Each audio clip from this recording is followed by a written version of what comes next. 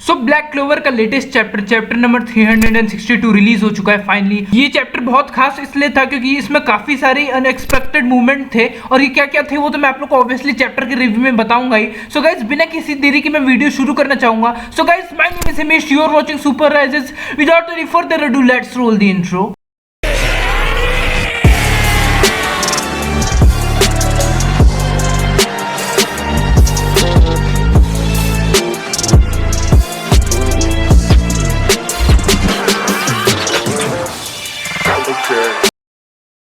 Chapter की शुरुआत होती है जहां पे हम लोग देख सकते हैं क्लोवर किंगडम के किंग को, जिसका नाम है Augustus Kira the 13th। Finally ये रिटर्न कर चुका है, पता नहीं इतने टाइम से कहां पे था। हालांकि इस कैरेक्टर की हम लोग को उतनी फिक्र है नहीं, you know why. So guys हम लोग आगे ही बढ़ते हैं सीधे। आगे हम लोग देख सकते हैं जहां पे जो पर्पल ऑकर्स के कैप्टन होता है काइसर, जिसका नाम है वो लूशियस, एक पंच उसको मारता है जहां पे वो बिल्डिंग पे जाके एकदम गिर जाता है। यहाँ पे हम लोग मैजिक नाइट्स को देख सकते हैं जो जूलियस को देख के बहुत ही ज्यादा डर जाते हैं, बोलते हैं कि एनिमी को जो लीड कर रहा है वो जूलियस है, इसका मतलब विजार्ड किंग ही हम लोग के इतने टाइम से एनिमी थे। और वो सब लोग फिर भागने लगते हैं वहां से, जहाँ पे यहाँ पे चारों तरफ एकदम हुड़दंग मचा हुआ है, तहस नहस लगा हुआ है। लूशियस के क्लोन्स अपना काम कर रहे हैं, यहाँ पे लोग धीरे धीरे मरते जा रहे हैं और सोच रहे हैं ये वॉर ओवर होने वाला है। तभी हम लोग मार्क्स को देखते हैं। हाँ वही मार्क्स जिसको हम लोग सोच रहे थे कि वो पैलेडिन में कन्वर्ट हो चुका होगा, लेकिन नहीं, वो अभी भी किंगडम में है, जहाँ पे वो जूलियस के बारे में सोच रहा होता है, जहाँ पे जूलियस बोलते हैं कि इंफॉर्मेशन ही बहुत ज्यादा पावरफुल वेपन होता है सच्ची में, और तुम उससे कई ज्यादा, जितना तुम सोचते नहीं उससे ज्यादा हेल्प कर सकते हो। ये बोल के जूलियस जो है वो मार्क्स को मोटिवेट कर रहा था। ये पास्ट में हम लोग को दिखाया गया है। अब ये जूलियस ने क्यों मोटिवेट किया होगा? क्योंकि मार्क्स ने ऑब्वियसली बोला होगा कि मैं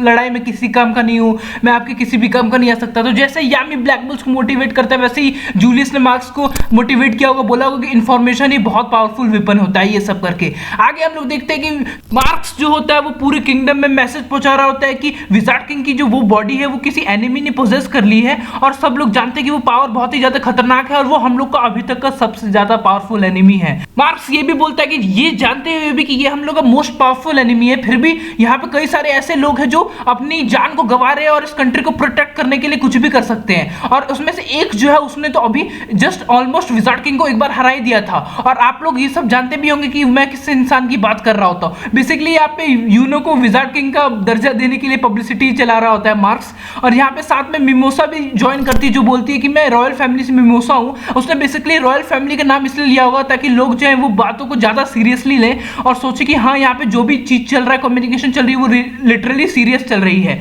और यहाँ पे मिमोसा बोलती है कि वो गोल्डन डॉन में बिलोंग करती है, और साथ ही साथ यूनो का तारीफ करते हुए बोलती है कि इसका 4 लीफ ग्रिमवॉर है और उसने कई सारी चीजें अकेले हासिल की है, बहुत सारे लोग को हराया है, तो आप लोग उस पर विश्वास कर सकते हैं। और वो ये भी बोलती है कि वो हम लोग के साथ शुरुआत ही के साथ था और वो कई साल से मेहनत कर रहा है ताकि वो विजार्ड किंग बन सके। यहाँ पे लोग उसको रिकॉग्नाइज करते हुए बोलते हैं ये तो यूनो है, ये वही था ना जो नंबर 1 रुकी था एक टाइम पे। और साथ ही साथ यहाँ पे मिमोसा ये भी बोलती है कि वो बाकी सारे कैप्टन को लीड कर रहा है, एनिमी से फाइट कर रहा है और लोगों को प्रोटेक्ट करने की पूरी कोशिश कर रहा है। आगे हम लोग यहाँ पे बढ़ते हैं जहाँ पे मिमोसा ये भी बोलती है कि बहुत सारे मैजिक नाइट्स जो है जो भी घायल हो चुकी है वो मेरे पास आ रहे हैं बचने के लिए, और अभी तक कोई भी ऐसा आदमी या फिर मैजिक नाइट नहीं है जो सीरियसली घायल हुआ हो। और यूनो की मैजिक को थैंक्स करते हुए ये भी बोलती है कि उसकी मैजिक की वजह से हम लोग के कुछ पावर जो है वो यूजुअली ज्यादा स्ट्रांग हो चुके हैं, और इसीलिए आप लोग उस पावर का यूज करिए और साथ ही साथ अब यहाँ से भागिए और अपनी जान बचाइए, और ताकि आप लोग अपने आप को बच सके और साथ ही साथ अपने साथ दूसरों को भी बचा सके। जीने की ताकत या फिर किसी को बचाने की ताकत ही सबसे ज्यादा बड़ी ताकत होती है।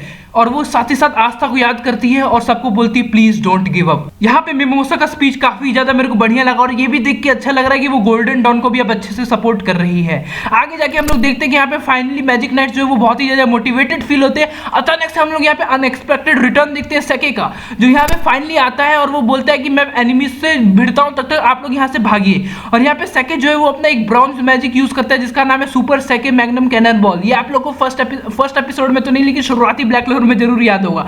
यहाँ पे वो ये यूज तो करता है, लेकिन एक लेगलेस एंजल जो है वो उसके मैजिक को तुरंत ही डिस्ट्रॉय कर देते हैं। और यहाँ पे हम लोग देखते हैं कि सेके जो होता है वो गिर गया होता है मैदान पे, लेकिन फिर भी वो बोलता है कि मैं जानता हूं कि स्ट्रांग बनना इतना भी इजी नहीं है, लेकिन मैंने फिर भी ताकतवर बनने की बहुत ही ज्यादा कोशिश की है, और इसीलिए जैसे आस्था लड़ता है वैसे मैं भी लड़ूंगा। वैसे तो हम लोग अगर ध्यान दें तो जहां तक हम सेके को जानते हैं वो यहाँ से भागने की पूरी कोशिश करता है, अगर हम लोग पुराने सेके की बात करें तो, लेकिन वो अब ऐसा नहीं रहा, वो आस्था की वजह से बदल चुका है और आस्था की तरह ही फाइट करना चाहता है। उसके बाद हम लोग यहाँ पे फाइनली लूशियस को देख सकते हैं, वो बोलता है यूनो को कि तुम कितना भी ट्राई कर लो, कितना भी स्ट्रगल कर लो, रिजल्ट एंड में चेंज नहीं होने वाला।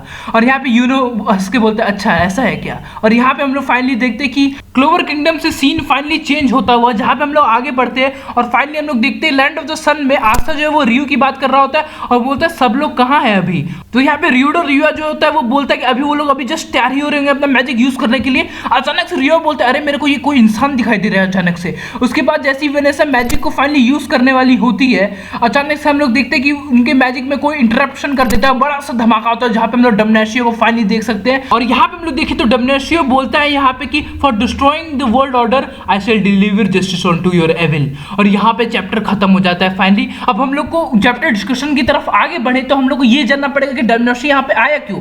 हो सकता है इसको लूशियस ने ऑर्डर दिया हो कि वहां पे ब्लैक बुल्स जो है वो कुछ मैजिक करके किसी को बुलाना चाह रहे हैं, उनको रोको।